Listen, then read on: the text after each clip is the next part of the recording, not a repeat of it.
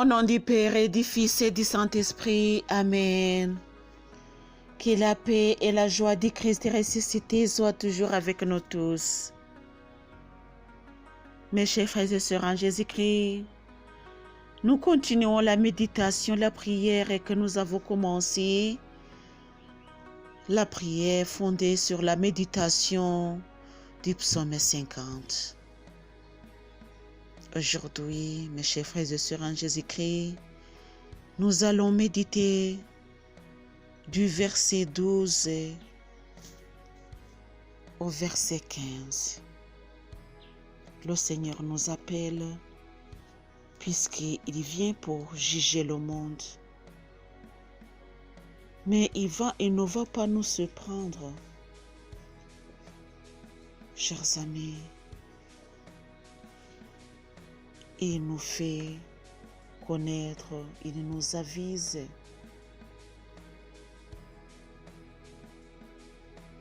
Et les Français disent qu'un homme averti en vaut deux.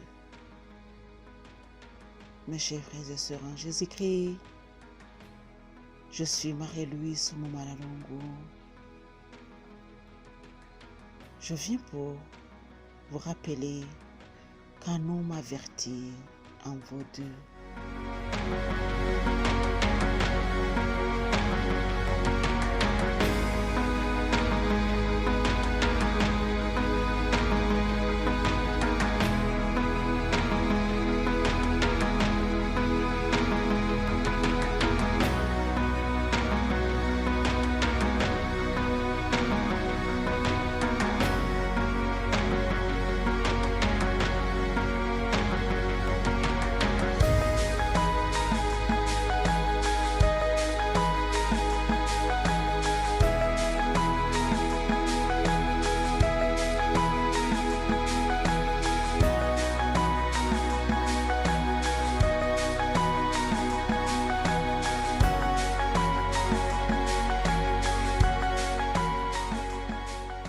Si j'avais faim, je ne te le dirais pas, car le monde et ce qui le remplit est à moi.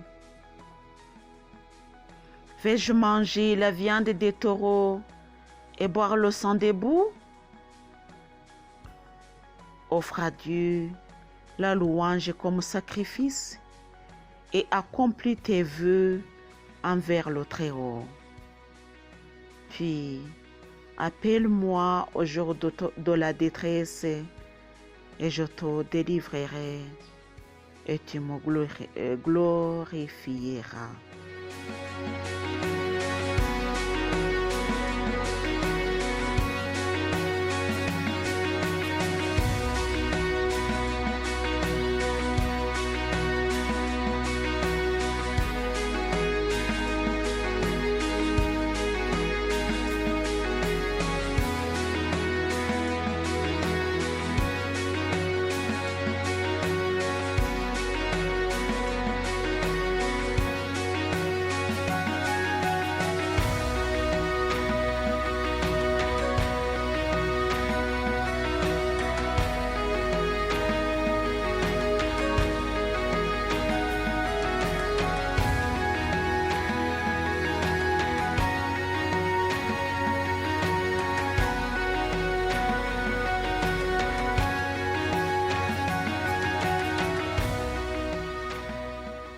Si j'avais faim, je ne te le dirais pas, car le monde et ce qui le remplit est à moi.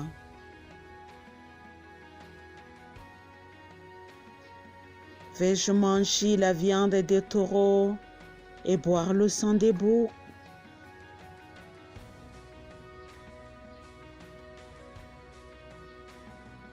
Si le Seigneur parlait ainsi, il nous accuse en d'autres termes de ne rien donner, de ne rien offrir. Nous prétendons offrir, mais nous n'offrons pas vraiment. Et nous disons que ce que nous lui donnons,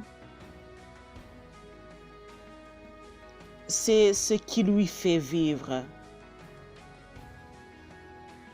Si nous offrons, pour nous, nous disons, nos offrandes te fait vivre, Seigneur.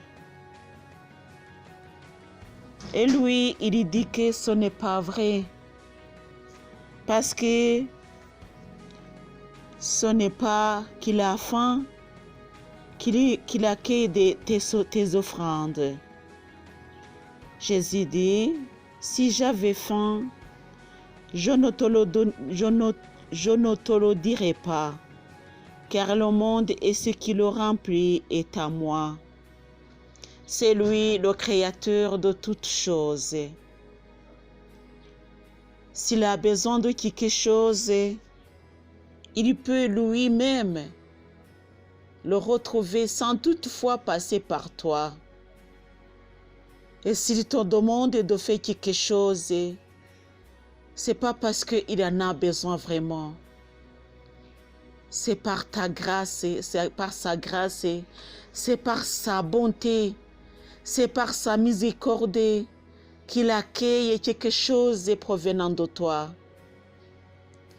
N'oublie pas, mon cher et ma chère, que tout ce que tu as, que tout ce que tu possèdes provient de lui. N'oublie pas ça. Tout ce que tu as provient de lui.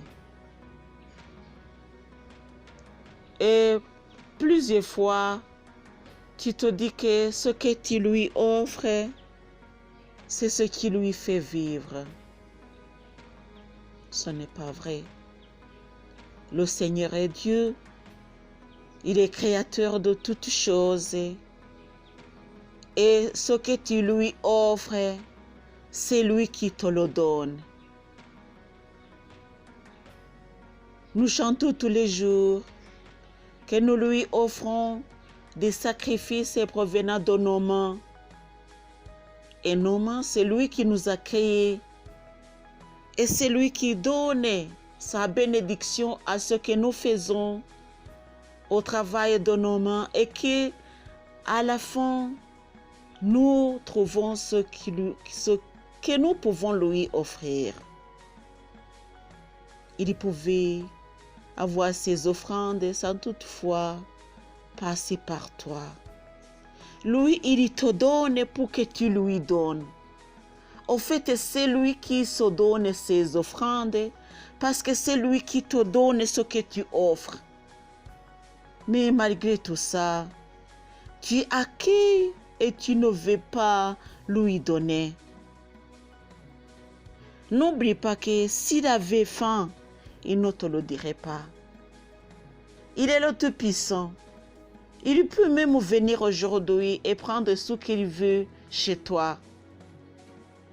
Mais parce qu'il est le Père miséricordieux, il ne veut pas te prendre par force. Il veut que ça vienne de ta volonté, de ton cœur, que ça vienne de toi. Lui, il te demande de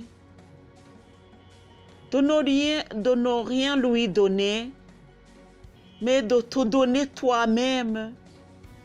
Puisque si tu offres, la bénédiction reviendra à toi.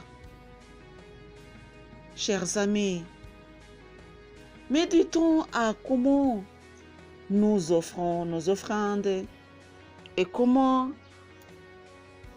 quelquefois nous avons des problèmes pour offrande. Nous ne voulons pas offrir puisque nous pensons que ces offrandes-là, le Seigneur va utiliser ça pour agrandir, pour manger. Lui, il ne mange pas. Lui, il a tout ce qu'il faut pour qu'il continue à être Dieu très haut.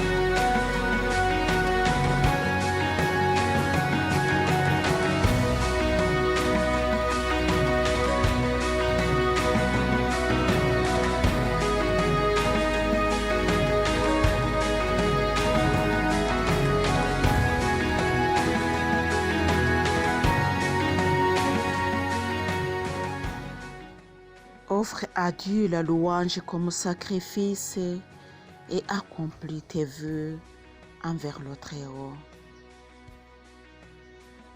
Puis, appelle-moi au jour de la détresse, je te délivrerai et tu me glorifieras.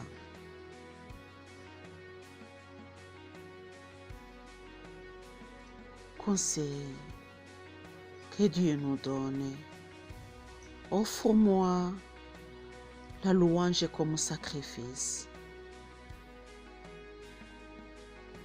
C'est-à-dire que les sacrifices, les offrandes que le Seigneur te demande, ce n'est pas seulement l'argent. D'abord, le cœur qui glorifie son nom, le cœur qui reconnaît ce qu'il fait, le cœur. Ouvrez ton cœur pour le Seigneur. Lui, il va te donner tout ce que tu as besoin. Pas seulement offrir, puisqu'il n'a pas besoin de tes offrandes pour vivre, mais plutôt ouvrir ton cœur pour qu'il puisse entrer, qu'il puisse contrôler tout ce qui se passe à l'intérieur de toi. Il n'a pas besoin de manger de la viande des taureaux et boire le sang des boucs. Il n'a pas besoin. En tout cas, il n'en a pas besoin. Ces taureaux-là, c'est lui qui les fait vivre.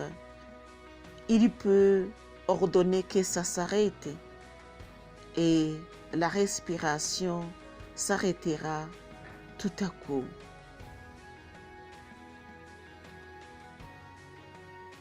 Il peut tout arrêter. Il peut même, toi aussi, t'arrêter. Il peut prendre tout de toi.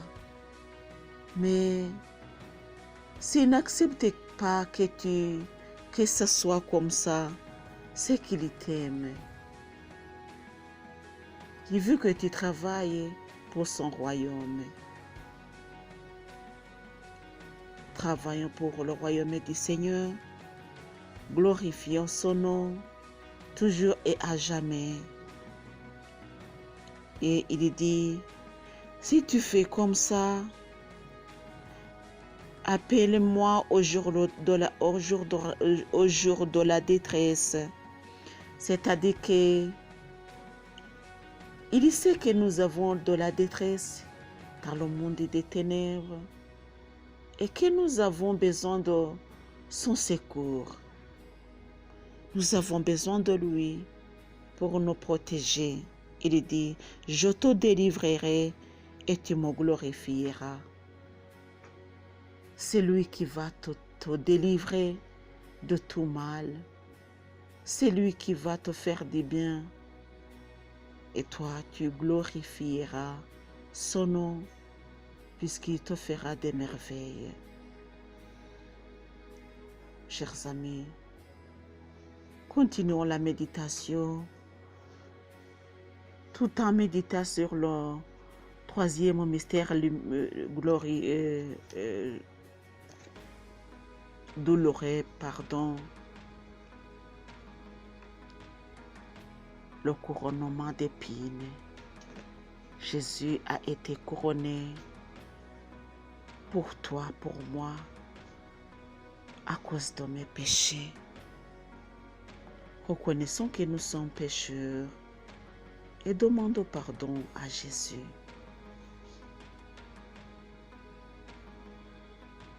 Ô Christ, prends pitié. Ô Christ, prends pitié. Ô Christ, prends pitié. Au nom du Père et du Fils et du Saint-Esprit. Amen.